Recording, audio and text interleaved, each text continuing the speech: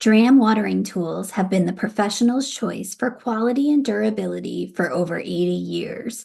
Use a Dram rain wand to create the softest shower of rain for your beds and containers, a 9-pattern revolver spray gun for a variety of uses, or a color storm sprinkler for a lush green lawn and garden.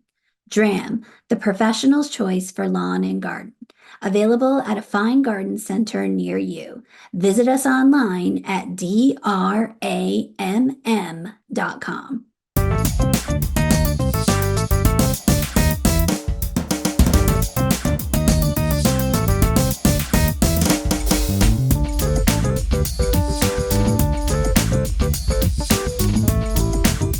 Hello and welcome to another episode of Let's Argue About Plants, the podcast for people who love plants. But not always the same ones. I'm Carol Collins. I'm the editor-in-chief at Fine Gardening.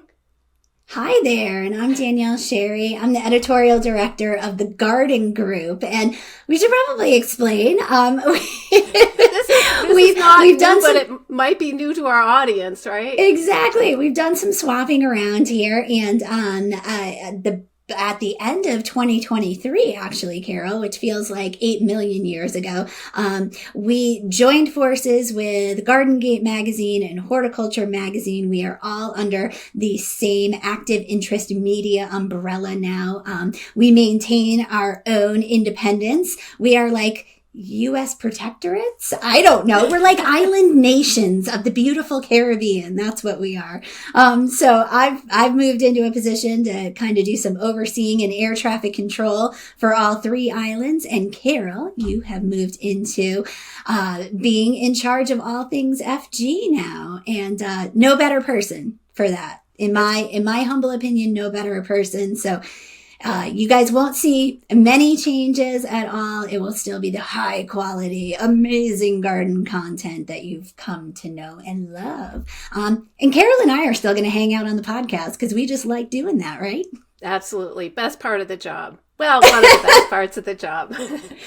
Right. That and, that first garden trip of the year that, you step into somebody's garden and go, this is why I do this job, not to sit behind a computer all day. Yeah.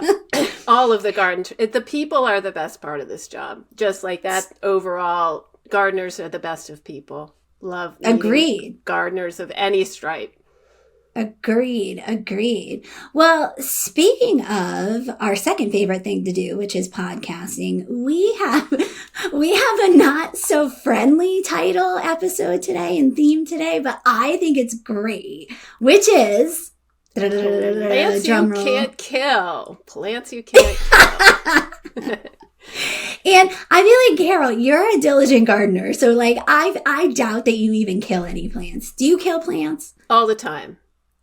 I mean, all the time? All the time. I mean, it's not murder, but yeah. If you grow a lot of plants, some of them are going to die by natural or unnatural causes. And so, yeah, the topic I was thinking, okay, these have to be plants that I have grown and not killed, right? Is that how you thought of it? Yes. Yes. Or I thought, the approach that I took was, because I'm not as diligent a gardener as you, and I was like, hey, check out this plant. I did the exact opposite of what you're supposed to do. I threw it in the conditions it's not supposed to be in. I forgot it even existed for 3 years until, wow, look at you. You look good. Yeah, that's kind of the approach I took. Which, I feel like regardless, everything's getting more expensive. Plants are by no means immune to these price increases that we're seeing everywhere. So if you're gonna invest in a plant that's hard to kill, I mean, it's great to have your pet projects of these, very rarefied plants that you baby and you nurture. But I feel like the bulk of your garden, you want it to be plants that are hard to kill. Yes. Yeah, absolutely. And I feel like my garden is out to get any poor defenseless plant I put in there. I've got bad soil. We have prolonged droughts, and that seems more frequent So even if I'm not killing it, there are many forces out there trying to kill my plants. So yeah, you got to find the ones that can survive. I love that. Well, so kick us off. What is a plant that not only survives, but actually thrives, that is a good recommendation to anyone? Mm-hmm. Okay, so I'm going to go with a perennial for my first pick.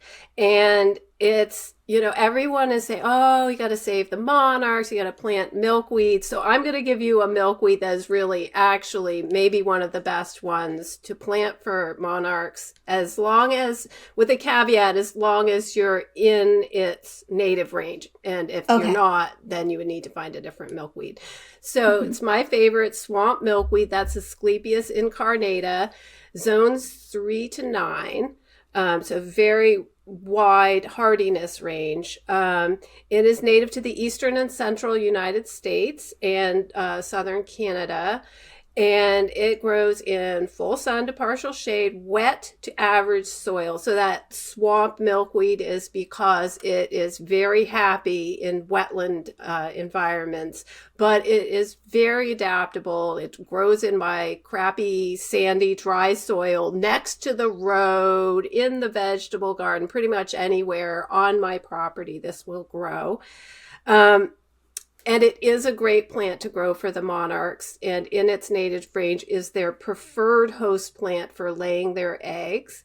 And it also is in general, a good wildlife plant because it has these just gorgeous, gorgeous rose pink compound flowers that open starting in early summer, and they are an incredible nectar source for all kinds of, but not just butterflies, but all kinds of pollinators. And there are plenty of other insects that use it as a host plant as well. Eat the leaves, suck the sap out of it. And I hear in my social feed every summer, it's like people are just losing their minds because something other than monarchs is taking advantage of their milkweed, and they planted it for the monarchs, and they are very upset, and they would like to lodge a complaint with someone. And so it's the internet that hears their sad, sad tales. And I'm here to say, people, you've heard it here first. There are pollinators outside of the monarch population. I'm not hating on the monarchs, but there are a lot more other pollinators that deserve some love as well. Yes. And all right, I mean, I'll get off the soapbox. Right. And they get really, really mad about the aphids, the little oleander aphids that show up. They're just like, what do I do about this? And I'm like, well, think of this. Maybe you don't do anything. They're part of nature. Hands off. Too. Yeah, just leave them alone. You don't need to spray them with water. You don't need, it's really, you don't need to do anything. It's fine. So I dropped some photos in the show notes of these beautiful rose pink flowers. And you can, if very sharp-eyed people will see a few of those aphids lurking there. And they're not hurting anybody. They're just minding their own business. It's part of the system, people. It's part of the system. There are some sources, particularly people that are selling the plants and seeds, that like to call this rose milkweed, sort of marketing wise. It sounds better than swamp milkweed. So I kind of like that, but I still am always going to call it swamp milkweed. So we sold this plant at the plant sale years ago, and people would be asking me about it, and I would say, well, individual plants are short-lived. And I would just see the lights go out of their eyes, and they were no longer interested. So as far as plants you can't kill, that is something you should know. Individual plants of swamp milkweed aren't, maybe they'll last 3 years, maybe they'll last 5 years. But during that time, they will gently self-seed, and you will have new plants coming up in places maybe you weren't planning on or expecting. But I find that it's a very polite reseeder. And I think the fact that mice and birds love to eat the seeds helps to cut down on the unintended seedlings. I think it also helps to spread it around because undigested seeds pass through these animals, or I think the mice will cache the seeds. I know this because they've done it in my basement, stolen the milkweed seeds that I've saved, and then I find a little cache of them.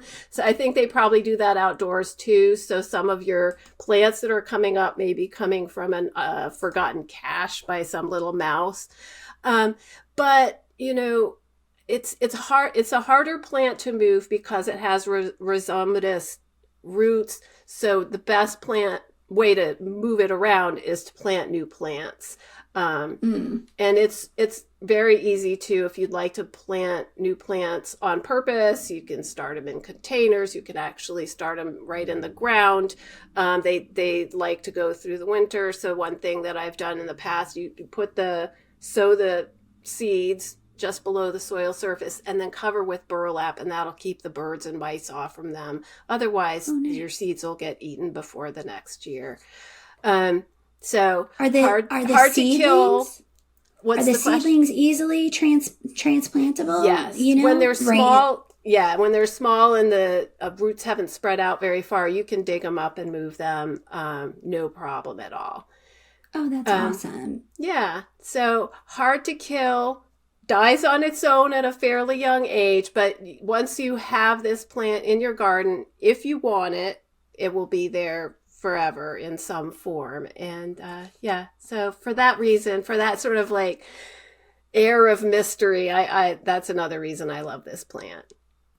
It's really beautiful too. It's a really beautiful plant, and then it gives you all of those beneficial aspects to it as well. Even if the mice decide to take the seeds and store a cache in your basement, which I hear you, I understand. I live in the woods. It's a thing. Well, you know what? Here, I'll switch it up. I'm gonna hop on your coattails there, and I'll do an Eastern North American native too.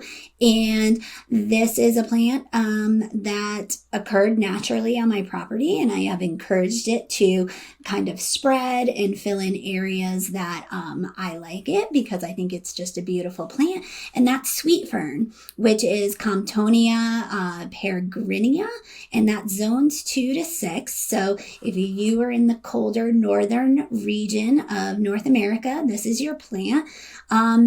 It gets 2 to 4 feet tall. If it's happy, it'll be more on the 4-foot side. If it's, struggling a bit or it has leaner soil, it will be on the 2-foot side. And it does form thick colonies over time that can spread 4 to 6 feet. So think about this as like a lovely screening plant. Short screen, but a screening plant. Think of this for erosion control as opposed to perhaps junipers or something god-awful like myrtle or pachysandra or something like that.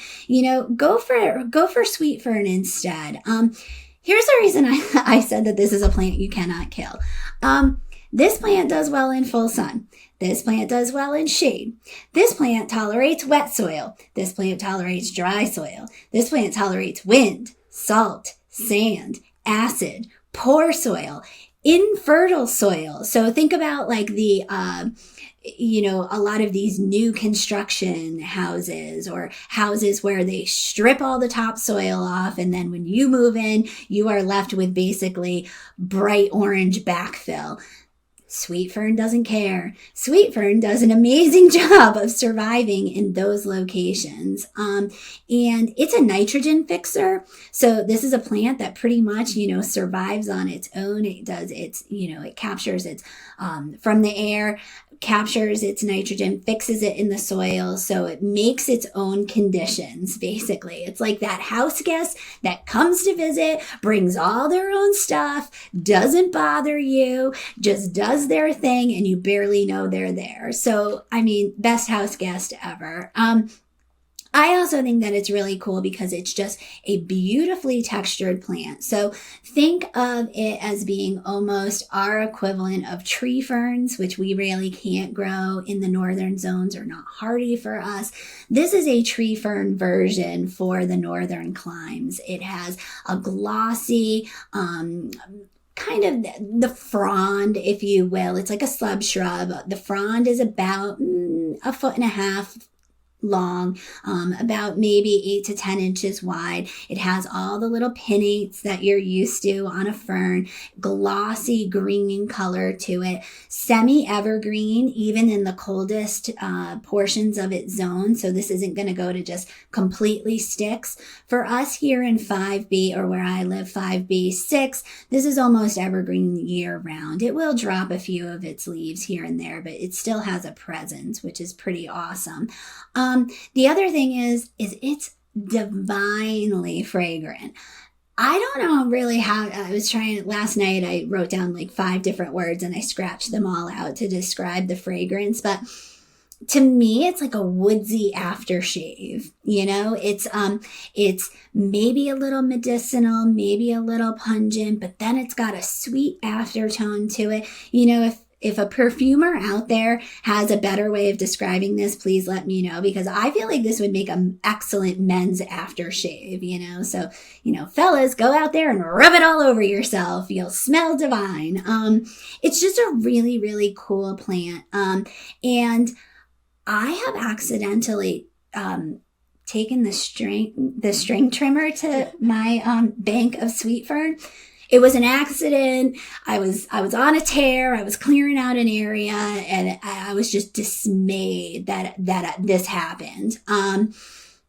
But it came right back, bounced right back. It is very much like a subshrub where it just suckered from the base, came back with a fury, and almost made itself a little more attractive because it had a nicer rounded habit as opposed to a little more, irregular, which is its normal habit if you just let it go. But I think anything that will grow in sun, shade, horrible soil, wet, dry, and you can whack it down accidentally with a weed whacker and it comes back, like that's a plant you can't kill.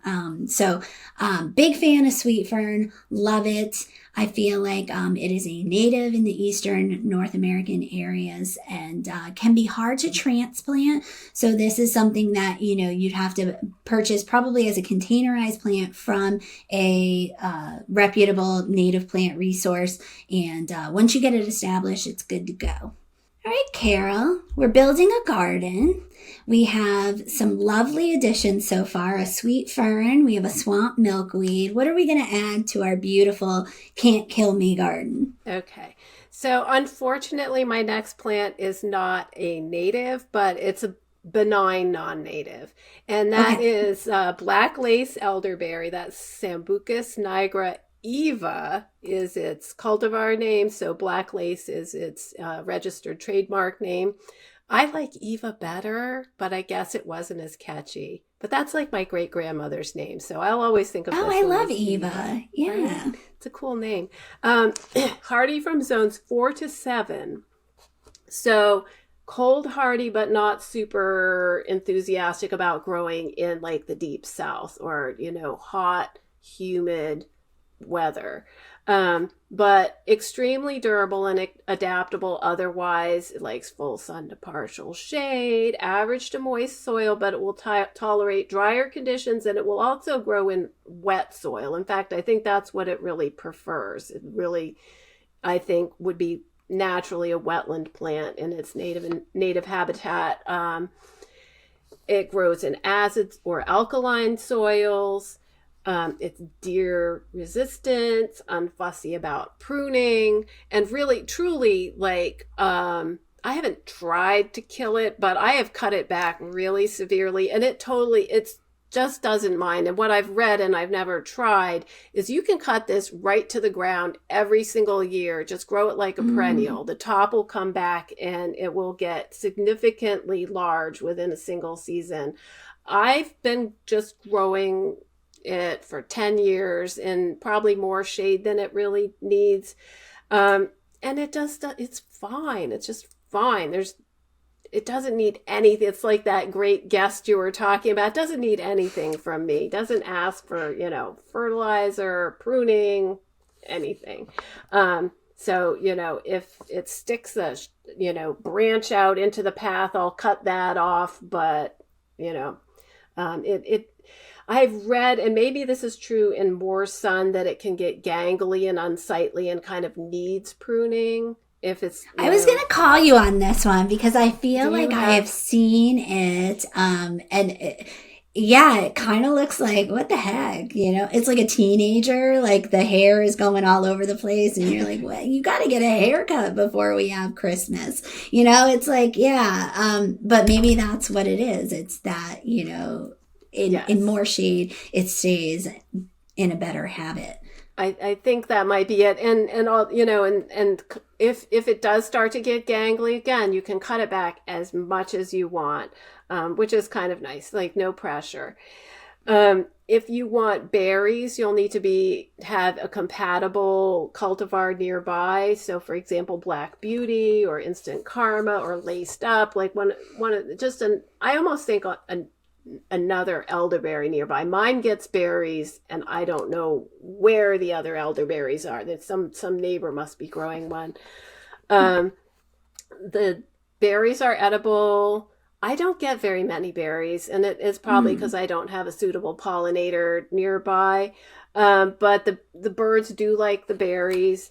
But the main attraction, of course, is the foliage. It's really a foliage plant, deeply cut, inky purple foliage. There's just nothing else that really quite looks like it. Although the shape of the leaves kind of reminds me of like a cut leaf Japanese maple. This is a great accent plant. And for example, Bill Noble in Norwich, Vermont, he grows this and it makes the colorful perennial flowers that he has growing around it really stand out. And in fact, it also has flowers of its own. So in early summer, against that inky foliage, you get these white/pink umbels, flat-topped umbels, just beautiful. And I do believe there is one flower on the plant in the photo I put in the show notes, but I think in more sun, again, I think it would get more flowers and more berries. Yeah, I like this because it makes other plants look better, and it's hard to kill.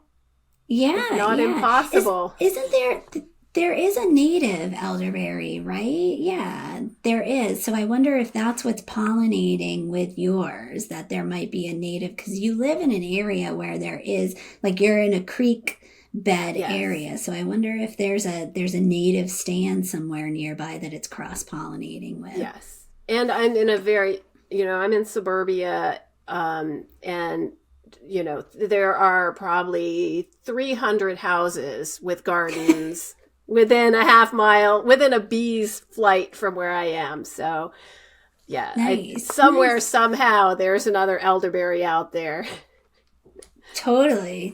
We used to work with a former web editor who would make juice out of the native elderberries and would bring that in. I am not telling you to go make juice and drink it. Like, be sure you're identifying your plants properly before making anything to ingest, blah, blah. I'm going to give like the docket here so we don't get sued. But, and it was pretty delicious, actually. I feel like now you can even find in health food stores elderberry juice. It's supposed to have a lot of antioxidants. So it's a beautiful plant. You can't kill it, and you can drink the juice from it and live for 1,000 years. There are things you can do with the flowers. Yes, elderberry is a cool plant in general, I think.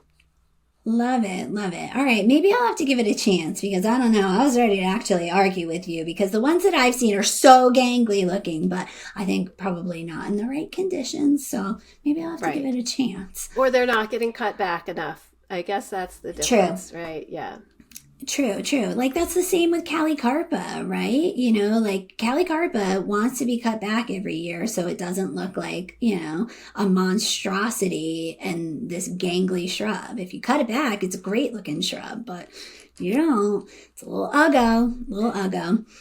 I'm going to talk about my favorite knitter plant, which is Biocovo hardy geranium. I believe I've talked about this plant on the podcast before. It's impossible not to, because it is your utility plant. In baseball, it's spring. Let's talk about baseball. Utility players, they can play multiple positions. They are infielders, outfielders. They can hit, they can pitch, whatever.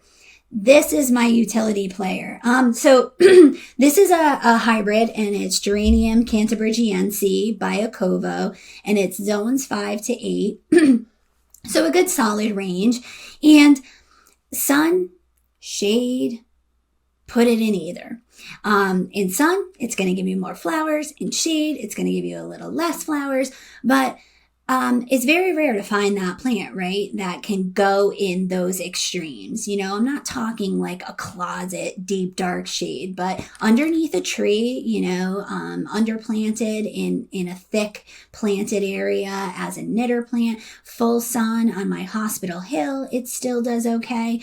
And that's a great plant, right? Because you know, if you started out gardening like I did, with just buying every plant that you like or was sent to you as a sample, you have a whole landscape of onesitis. You need to start getting those plants that you can put in a various, you know, myriad of conditions, and makes it look like you had a plan all along, right? Like there's a patch of it there, there's a patch of it there, and it just draws your eye consistently through the whole landscape. And for me, Biocovo is one of those plants. So it only gets 6 to 8 inches tall, and it'll spread out to about a foot wide or so. It has these really adorable, almost $50 size lobed palmate leaves. They look like little itty bitty lily pads, if you will. It's evergreen to semi-evergreen, depending on where you live in its zonal range. Again, 5B6 where I am, it's semi-evergreen. It always has a presence. Definitely, I've mistaken it on occasion for a European ginger because it has that same kind of bulk and that rounded leaf in the winter. And then spring hits, generally for us in the East around Mother's Day, and it just gets flush with these adorable 5-petaled whitish pink flowers. It's actually a white flower that has a pink stamen and a pink back to it. So it gives you kind of, it looks white in the sun and it looks a little more pink in the shade, but a very light, soft pink. And they come on these kind of wires of stems that float above the top of the mass of those lily pads, those palmate leaves. So really delicate looking, but tough as nails. Tough as nails. Oftentimes I've seen this used as a lawn alternative. You know, it's a little bit longer, and it will survive if you set the mower to 2 to 3 inches tall and then mow it at a certain point in time for maintenance if you want to. Comes right back again. So if you could lawn mow a plant and it comes back, that's a plant that's hard to kill.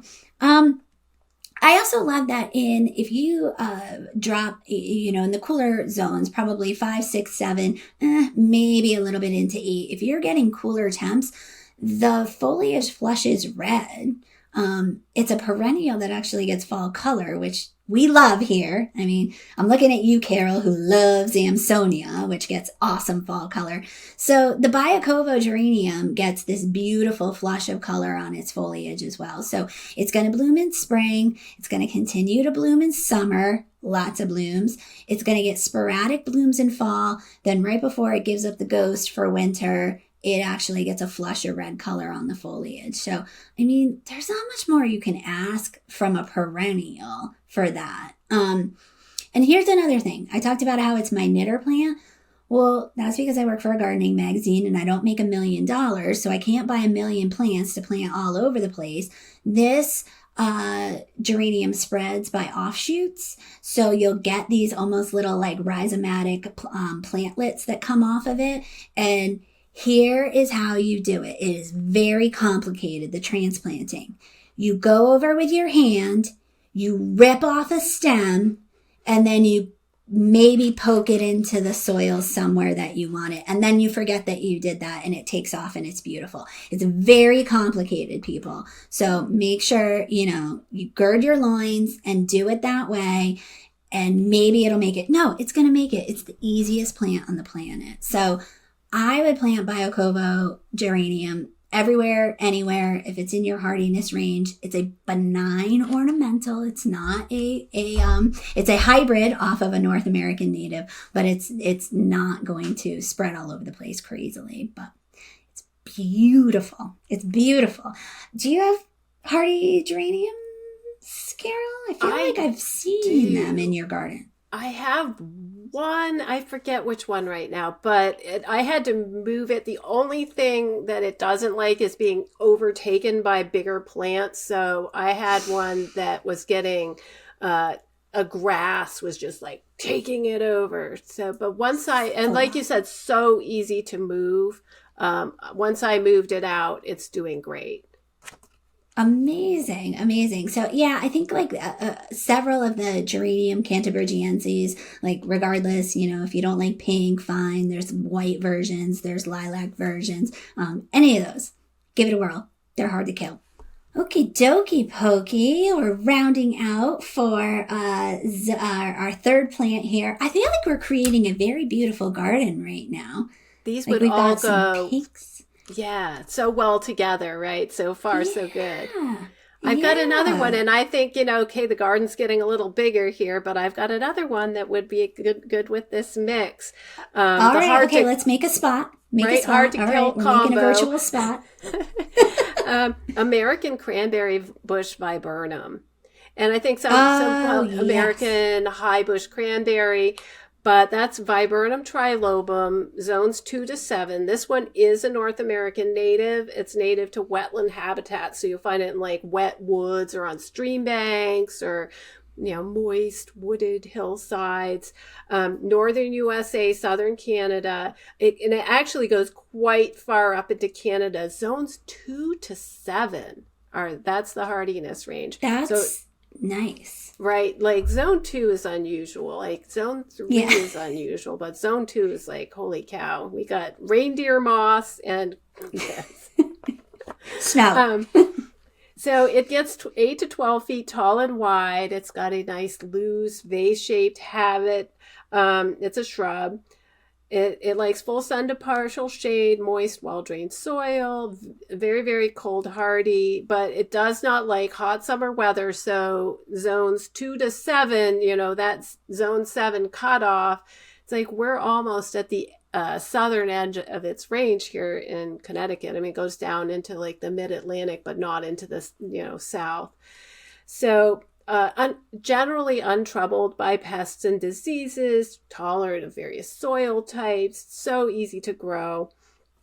And I love its flowers are really the selling point for me. It has these beautiful, in sort of mid-spring, pure white lace cap flowers. It looks very much like a hydrangea, but just less fussy and hard to grow. And it's native.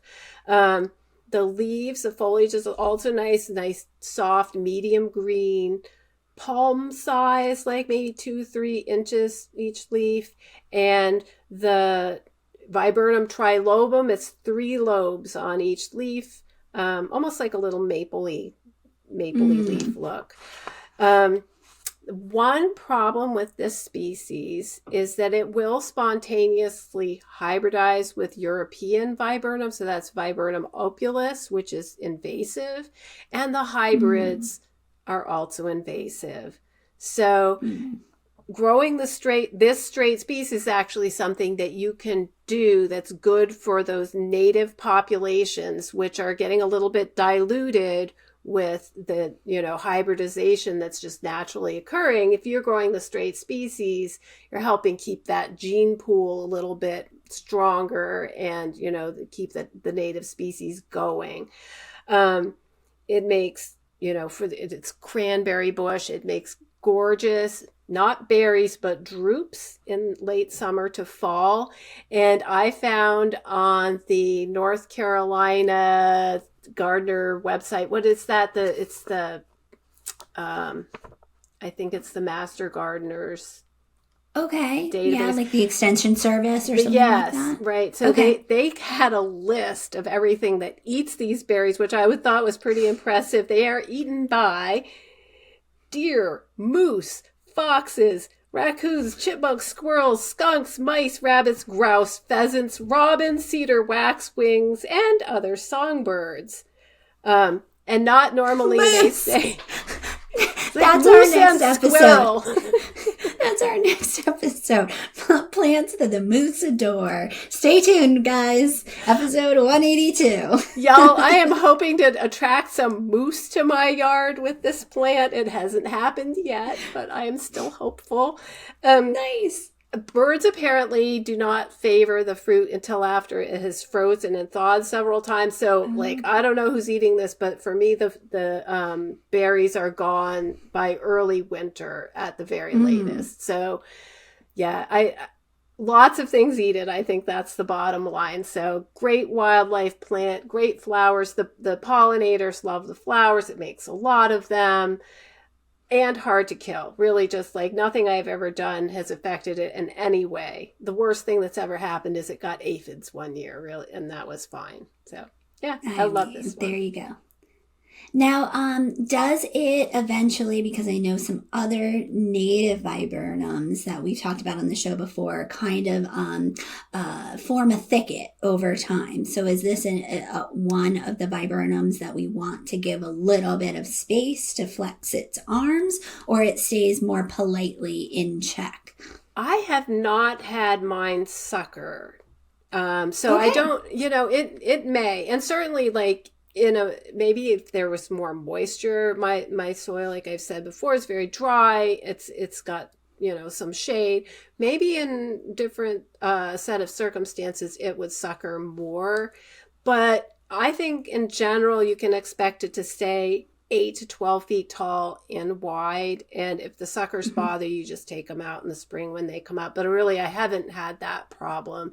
And it prunes up really nicely. I did some pruning this spring, and just, what you want to do is sort of maintain that natural vase-shaped habit, and really nothing else is necessary. Nice. I loved also the tagline of like viburnums, the tougher hydrangea. Right. That was like so good because we fight the good fight. I feel like with hydrangeas, many hydrangeas, I should say, serrata, macrophylla. And it's just like, oh gosh, and the frost zaps the blossoms and it gets eaten by the deer constantly. And, it looks ugly like why bother? Plant a viburnum instead. Like that's so much easier and better, obviously for the environment too. For the moose, do it for the moose, people. Do it for the moose. All right. So, I talked about at the top of the show, like, okay, what went into deciding, okay, what's a plant that you can't kill? All right, I string trimmed, I weed whacked one plant, it came back. Another plant, I did something I ripped it out to transplant it with my hands. This was one that I talked about where, it's a choice perennial and you read the directions and here's where it wants to be and the care that it wants. Well, how about you do the exact opposite and it still lives? And for me, that was Crimson Fan's mukdenia. And I was at a trade show many, many years ago, and this was the new hot plant. And here's an insider secret for folks. If you go to these trade shows and these wholesale plant trade shows, and at the end of the show, many a times, the plants get left behind. It's not worth it for the company to ship it back, so they do donations or they're giving away plants left and right to good homes. And I picked up this Crimson Fan's mukdenia because it was absolutely beautiful. It is Mukdenia rossii carasuba. Carasuba is its cultivar name, but it's known and sold under the trade name Crimson Fan's. And it's zones 4 to 8. So I thought, bingo, beautiful. A partial shade plant, likes moist, well-drained soil that's somewhat fertile. Looked like a hosta-ish plant. It has a large fan-shaped leaf that's around 6 to 8 inches across. When it bulks up, glossy, a little bit of a frill on the outside. Kind of looks like, these European fans. That's what the leaves look like. So good idea. Crimson Fan, beautiful because it emerges in the spring with a little bit of red bronze. And then in the fall gets that tinge again to it. So I came home and I planted it in dense shade underneath a Japanese maple that had been established for so many years. I mean, I was like hacking into the root system of the Japanese maple, put it there, forgot to water it, forgot it even existed, honestly. So it's not in moist soil. It's not well drained. It's in root competition. It's in dense shade, not partial shade. And year after year, it comes back and it's absolutely beautiful. I also did not get it established. And I have read online, right, left, and center that this plant really needs babying in its first year. Nope. Not for me. So I don't know if that's universal, but it went pretty well for me the first year. And you know, it was so many years ago. I don't know if we got consistent rainfall that summer. No idea. But so far, so good. It is not in fertile soil either, obviously. So lean soil, dry soil, root competition, and it's doing beautifully. It's forming this lovely kind of I guess it's about 1.5 to 2 feet wide by about 8 to 12 inches tall. You know, it's a low, flat growing hosta-ish looking plant. Gets a lovely stem in spring before the leaves emerge. So it's one of those weird emergent flowers that gets this weird stem that comes up without any leaves, a fistful of star-shaped white flowers to it.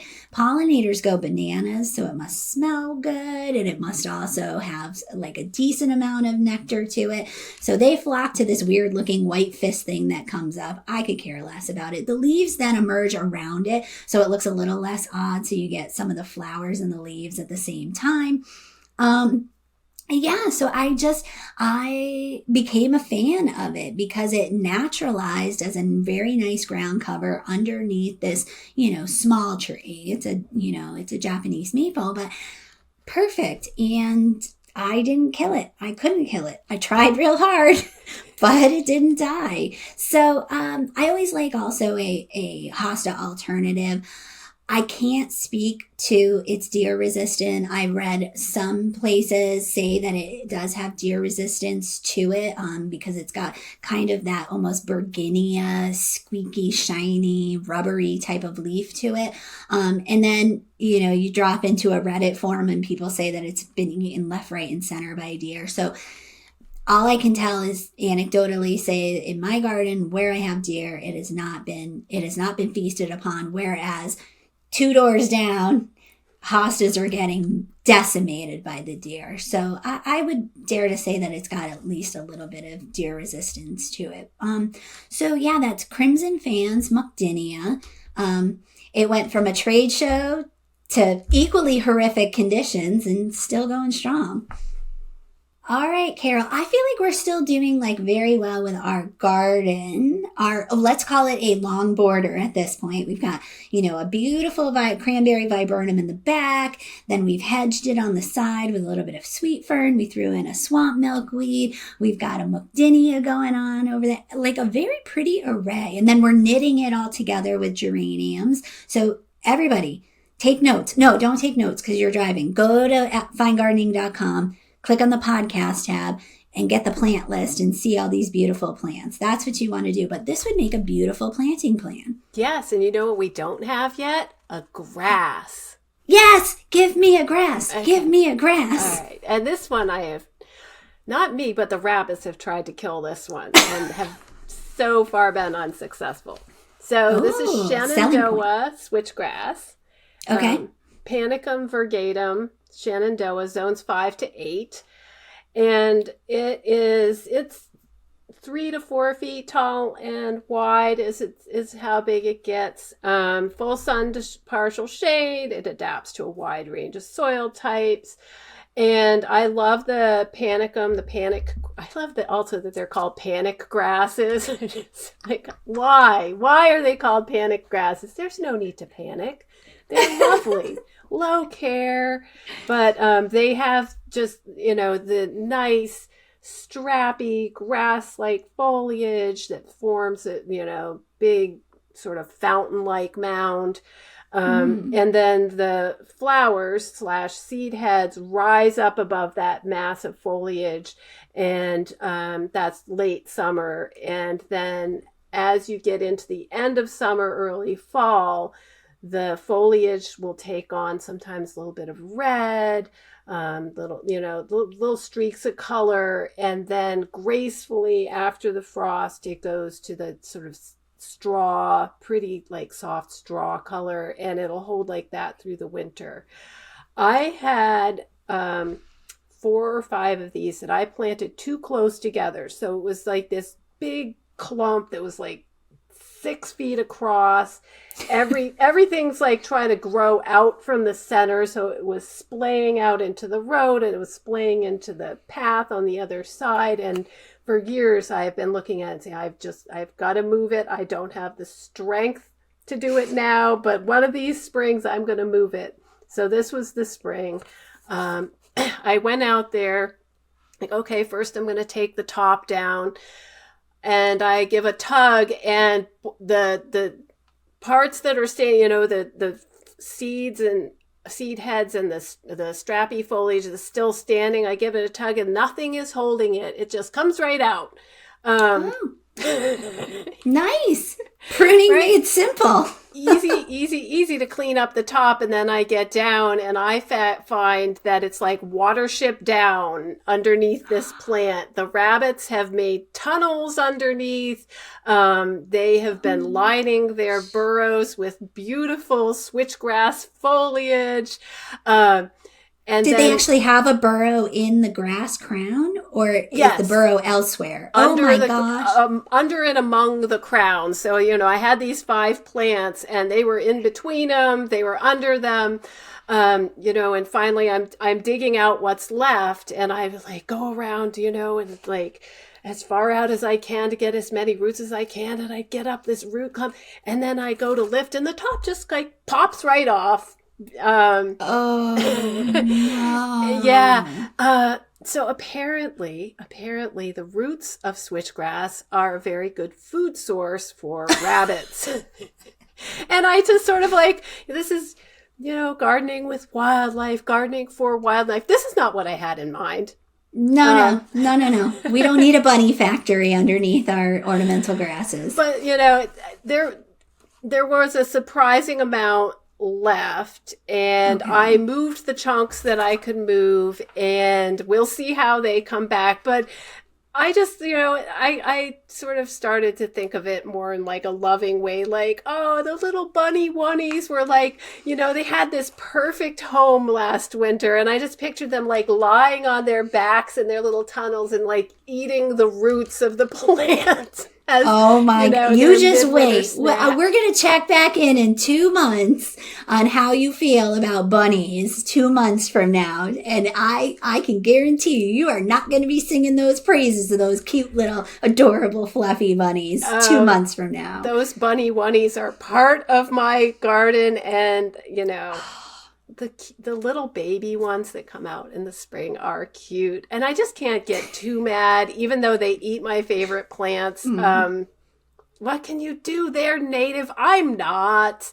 I'm a European invasive species. True. The least I can do is plant some switchgrass, but y'all, I think I might need to buy some more. Yeah, you'll have to report back, especially, because it seemed like there were some viable clumps still, right? There were. Okay, yes. All right. So maybe the bunnies were just doing you a favor, right? They were like, oh, she's been looking at this 10-foot across clump for years. We're gonna take out half of it and make it far easier for Carol to divide her switchgrass. And they were doing it on purpose. They're so considerate. See, yeah. They're my friends. I'm like a Disney princess. They're helping me. Oh my gosh, you are delusional.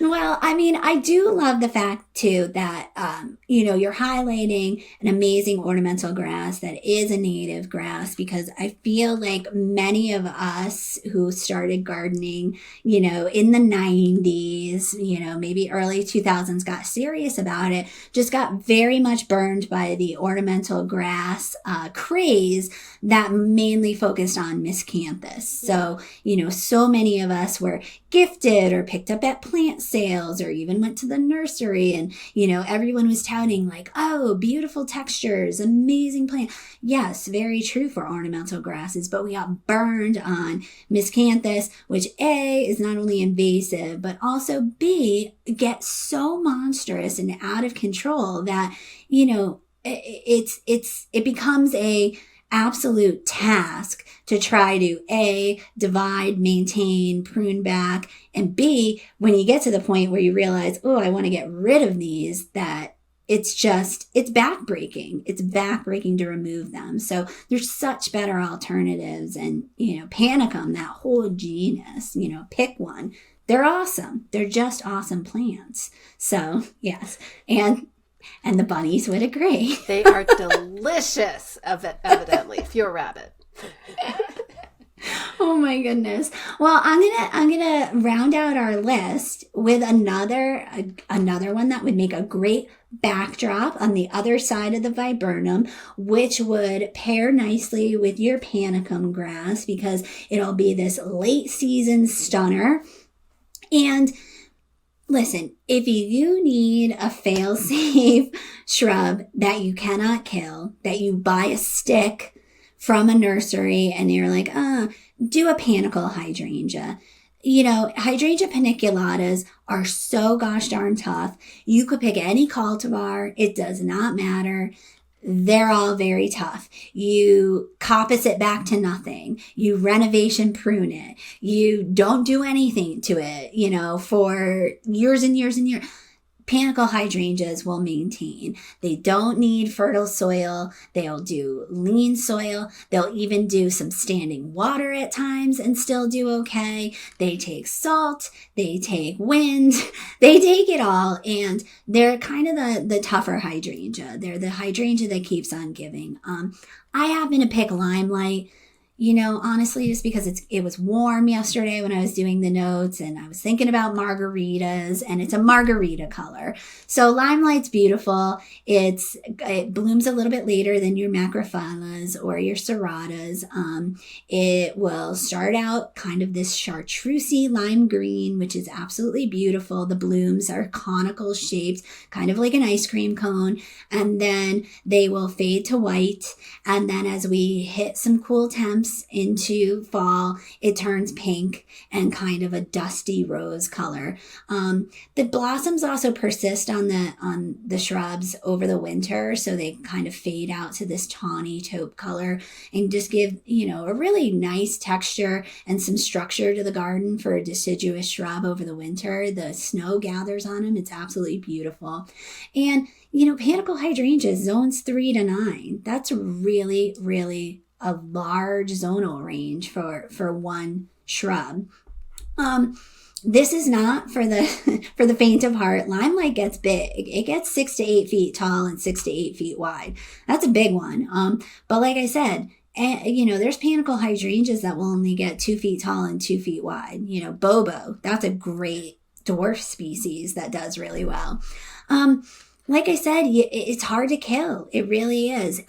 Aside from that blossom color transition that it does, it starts blooming probably, I would say, around early to mid-June. Right on the cusp of the beginning of summer is when you really start to see the panicle hydrangeas coming into their own.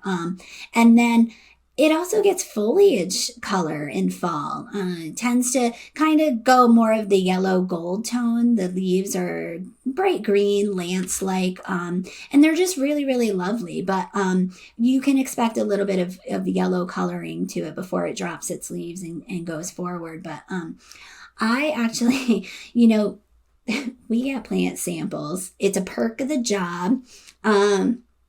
And years ago, we had gotten a couple of panicle hydrangeas, and they were newer varieties, and I didn't have space, so I shoved one down by my mailbox. I live in a rural location where one of those horrific, I guess it's called like a brush hog comes through at a certain point in time during the year and just like mows down everything that's on, within 4 feet of the road. Well, my panicle hydrangea was there and it just like mowed it right down. And it looked like, I don't know, like the dog had been chewing on it for years and it was awful. I'm like, that's a goner.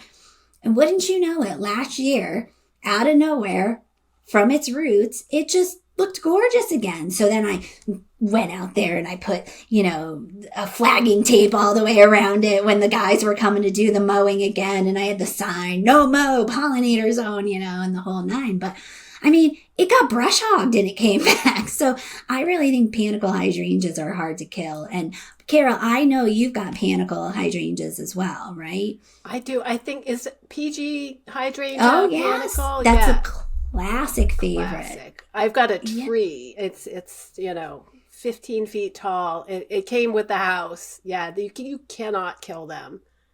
Wait, is that the tree that fell over in a storm and your husband and you jacked it back with like a whole system? Husband and me. I did, yes. I jacked it back up. Don't give Patrick any credit. He posted about it in his blog. He was taking a nap when I was out there pruning it so that it would be like, so I'd physically be able to stand it back up again. Yeah, really, it's amazing what they will put up with.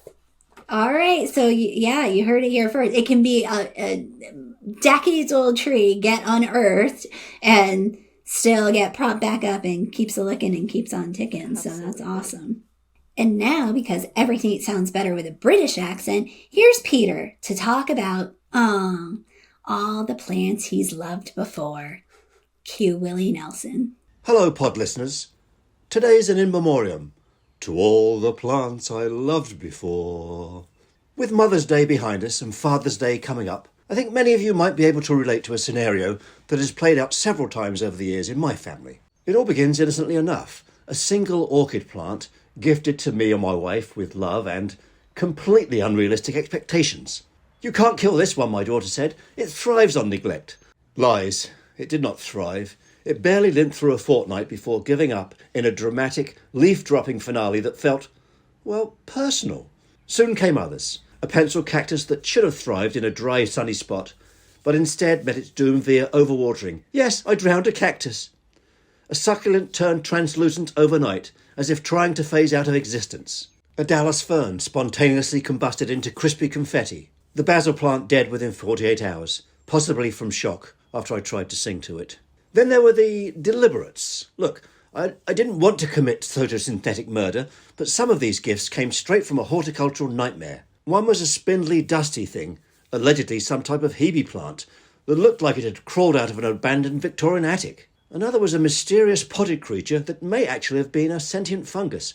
I tried briefly to cohabitate, but then I accidentally left it outside during a hailstorm. Whoops. My home and garden have become a leafy graveyard of good intention.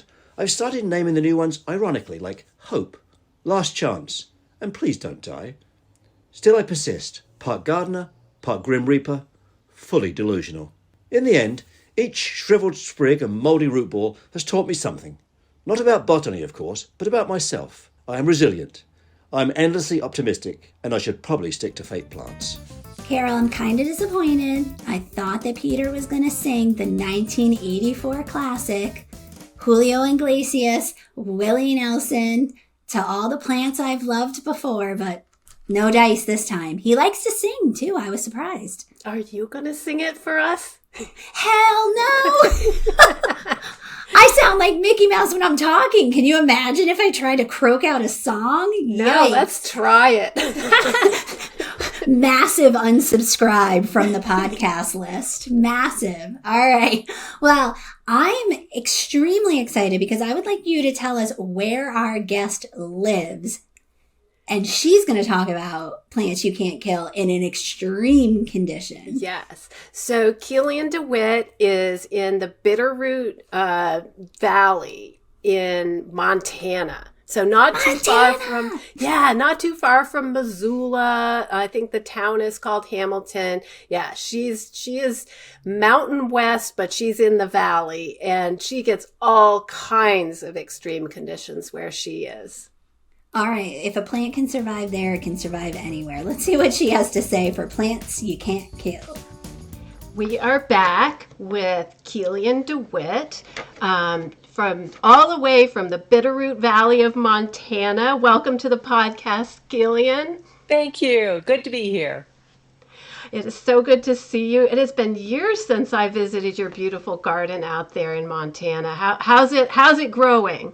It is filling in. It's expanding, of course, a little bit to my husband's chagrin. But yes, it's expanding, filling in. It's growing very well. Excellent. Um, I would like to know what is it about the climate or the water availability or whatever. What is it that makes it good to have plants you can't kill in your part of the country? Oh, good question. We have several issues that we deal with in gardening here. We have a very short growing season. We're about 300 miles no, from the Canadian border, so our latitude is quite northerly. We are at 3,400 feet in altitude, so our growing season is very short. Our winters average in the low 30s with a very low of teens. In fact, this last winter we had a minus 23-degree winter day. So the weather can get very cold. I try to focus on plant, even though we're designated as zone 5 growing area, I try to only buy zone 4 plants because you get a minus 23 to minus 28-degree week, and those plants they go into a tizzy. Zone 4 just can't make it. So the short growing season, the very cold weather, in the summer it can get up into the hundreds. So we can get some pretty warm weather. We get an average of about 14 inches of precipitation a year. So again, considered a high desert environment. And so between the weather and the animals, we have lots of animals. We have resident white-tailed deer, moose, elk, voles, gophers, black bear. And we found that one thing that helps with the voles and moles is having good, reliable barn cats available. And as far as the deer, we do have two dogs that help sending them scurrying, but we try to spray deer products that keep deer away. They don't like the scent. And getting deer resistant plants is very important. Yeah, I'm sure because no matter how good your dogs are, they have nothing but time to infiltrate your garden. And yet still you have got one of the most beautiful gardens I have ever seen. So what Oh, you are doing is definitely working. oh, And I'll drop a few photos of Keelian's garden in the show notes so that come to finegardening.com and go on the podcast tab and you can see how good it is.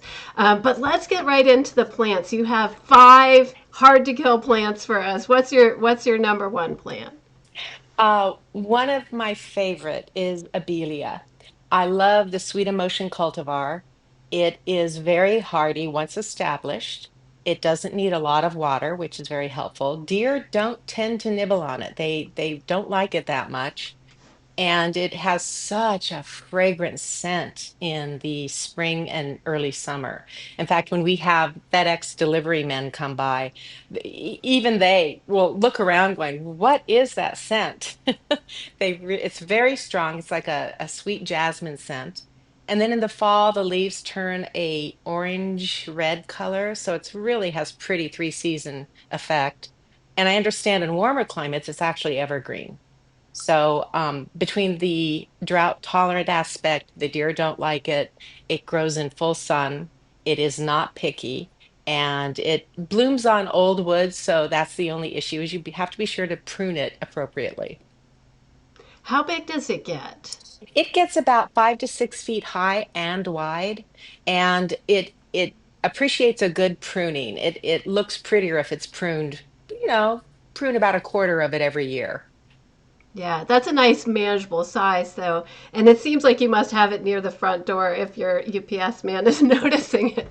It's right on the driveway, so the walkway that leads Nice. up to the front door, they all comment. I don't care who it is. They look. In fact, it's cute because they look around saying, "Where is that scent coming from?" That's a great planting tip though if you have something fragrant like this to site it where people are going to notice it. I love that. Wonderful. Anything else? And the cultivar you like is Sweet Emotion. Is that right? Yes, sweet emotion is it's very For our climate and for our conditions, it has just proven to be a winner. I was concerned about it with some of our very, very cold winter days, but it came through like a pro. No problems at all with minus 28. Yeah, this one, from what I'm seeing, zones 4 to 8 is its hardiness range. Hmm. So, Hmm. yeah, no problem at all for where you are. Excellent. So it looks like your next plant is more of a foliage plant, golden oregano. It is. It's an herb, and therefore deer don't like it at all. So that helps a lot. It does have a really pretty little bloom in the spring that bees are hovering around it constantly. It is a type of ground cover, so it does need some maintenance, but it's easy to pull. It's not difficult to keep in check. And the color, oh, the color is exquisite. It's this real pretty bright chartreuse color. It likes a bit of shade. I have two locations where it's planted. One is in summer sun, very hot, and it tends to get bleached out come mid-July. In fact, it even gets sunburned. The one that's in part shade, the location in part shade, it is a brilliant chartreuse color all summer long. So I would highly recommend it get some shade to produce the best color. Very drought tolerant. Sometimes I don't even get water to it at all, and it just offers that wonderful pop of color that if you have a shady area and you see this bright chartreuse color, it really accents some of the other plants in that area. Do I have anything else on that? Oh, and it's edible. I collect it and use it in the fall for all my stews and Italian cooking. So it's kind of a multi-purpose plant. And the fact deer don't like it, they won't touch it, is fabulous. Yeah, sure. Anything that has that sort of strong scent, right? They don't know what to make of that. They don't know. And it is a very strong scent, and apparently to them it's not very pleasant. So I Hmm. guess that's the other part of it. But to us, it smells like pizza, Yeah, right? that's right. Excellent. And I bet, although you probably don't have them planted together, but I'll bet it would look beautiful with your next plant, purple foxglove. Interesting you say that. They are planted together. Oh, They are nice. excellent, excellent comment. Yes, the purple foxglove. Oh, it's one of my favorite. It's one of those, I think it's the definition of a cottage garden flower. And in medieval times, that was in fact one of their primary plants that they used. It is a biennial, which means it doesn't, one, it only lives for 2 years, and two, it'll bloom the second year. So if you plant it, wait a year until it blooms. It doesn't, it's a biennial, so it only lasts 2 years. Does it blow seeds everywhere and you get babies the next year? It does, and that's why you always want to have one plant a year old and other plants 2 years old, so that you do get some blooms. And after Hmm. it's blooms, I be sure to cut off the flower stalks, a lot of them, so I don't get quite so many seeds. But it's a gorgeous. It has this pretty little lip on it that bees can hang on as they get the nectar out of it, the pollen, etc. And it is just it's a charming plant. It is digitalis. It's what is used for heart failure in the 18th century, is when it was started to be used, and they still use digitalis for certain heart conditions. So it can be a deadly plant. It has a real pretty arrow shaped leaf that is textured, kind of fuzzy, and it is very hardy. You don't have to stake it. The stems can get 3 to 4 feet tall, and they're just this beautiful, luxurious plant. It has an interesting folklore to it as well. Apparently, it was called foxglove because there was an image that foxes would wear the petals on their paws as they padded around the garden. So it's quite a charming plant. I love that image of little foxes putting their paws in. So cool. Yes, and hardy too. Hardy zones 4 to 9, although it is a biennial and will die after its second year. Correct. Yes, correct. Yes. All right. Absolutely. Um, so we have a native plant coming up here, Culver's root. What can you tell us about Culver's root? Culver's root is a fascinating plant. It can get very tall. It can get 5 to 6 feet tall. And the blossoms on it look like a candelabra. So it's quite majestic. It's very very hardy. It has a deep taproot, so it can reach down into the ground to get the moisture it needs. I hardly ever water it. And it is a bee factory. In the summer, as I walk by, bees are buzzing in this plant. And it's amazing how much they enjoy it. I do put a 2 foot fence around it in the summer as it kind of tends to flop, but it grows on underground rhizomes and doesn't spread. It's not a big spreader.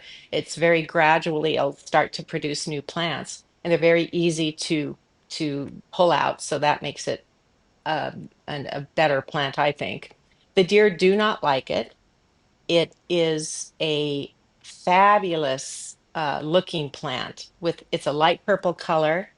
It again has that candelabra effect. Oh, it's just a gorgeous plant. And that is Veronicastrum virginicum, zones 3 to 8, so even hardier than your first three plants. That's right. Um, yeah, and you grow the straight species, is I that do. or yeah? I I do. have adoration and fascination, which have pinkish flowers. Oh, So uh-huh. yes, but I love the straight species. There's really something just gorgeous about those white almost see-through spires. Yeah. Um, yeah, I have and both they actually. I have the white see-through spires and I also have a light lavender spires. It's oh pretty nice. impressive. It's one of those plants that is a foundation plant for your garden. It gets so tall and so big. It's beautiful to have it as a backdrop plant. Nice. Yes. Lovely plant. As is your next one, pink lemonade baptisia. Oh boy, I love this one. Oh, it's so pretty. It has that beautiful pink flower that starts at the base of the spire and then it becomes yellow. It does remind you of pink lemonade on a hot summer's day. It as well is very hardy. It's a zone 4 to 9, drought tolerant. It it as well as culver's root has a deep tap root, so it doesn't need much water at all. It likes normal or sandy soil. So again, if we happen to plant it in some of those areas that are more gravelly, it does very well. The deer do not like it typically. It's a beautiful shaped plant, kind of a vase-shaped plant, and it has another very beneficial aspect to it. It makes a great cut flower in flower arrangements. It'll last for a week or more and has long stems so that you can use it as the foundation of your vase. And boy, those pink and yellow blossoms make it. They're just beautiful. The other thing I love about baptisia is it blooms so early compared to other perennials. And I've read that bumblebees and other ground nesting bees that have overwintered, like that's one of their first nectar and pollen sources. So there's a reason to grow it just, if it's not for us, then for them. But Grow it it for is them. beautiful And for us too. yes, and it has something, it's real interesting in the fall as it starts to get cooler. It gets these beautiful black seed pods. So that's another added aspect to it. It's real pretty in the fall as well. Yes, and those are great in fall arrangements. Yeah, Totally different from the flowers. they look so Yes. pretty. It's kind of an all-purpose flower. And again, those colors just remind you of a hot summer day. Yeah, fantastic, and we will have a photo in the show notes. Um, if anyone is in the Montana area within driving distance, you are part of a secret garden tour. Would you like to plug the tour a little? Yes, I'll plug the tour. We are in our 11th year of the Bitterroot Secret Garden Tour, and it is quite amazing that in the 11 years that we've hosted 5 gardens per year, we've only had 3 duplicates. There are beautiful gardens all throughout the valley. All of the funding that we raise goes to a different charity every year. And we have about 350 people that attend. Last year, the ticket sold out in less than 3 hours. So it's a big event. It's the most we term it the most colorful event of the summer. So it's worth going to, and you get to see some of the beauty of these gardens. Excellent. Well, I wish you all the best of luck with this year's event, and thank you so much for being on the podcast. Thanks, Carol. I really enjoy it. Oh, the bad puns are now coming. Kielian DeWitt, plants you can't kill. Is that why you picked her? No, but your genius surpasses mine by a mile. I didn't even hear that. That's great. I love it. Yeah, and boy, does she have great taste in plants. She's got a beautiful, beautiful garden out there in Montana. I've been there once. It is magical. What an awesome list. Yeah, I wrote down a couple that I need to add to my list. We'll add it to our garden that we created with our plant picks. And yeah, we'll let's do it again next time, Carol. Absolutely.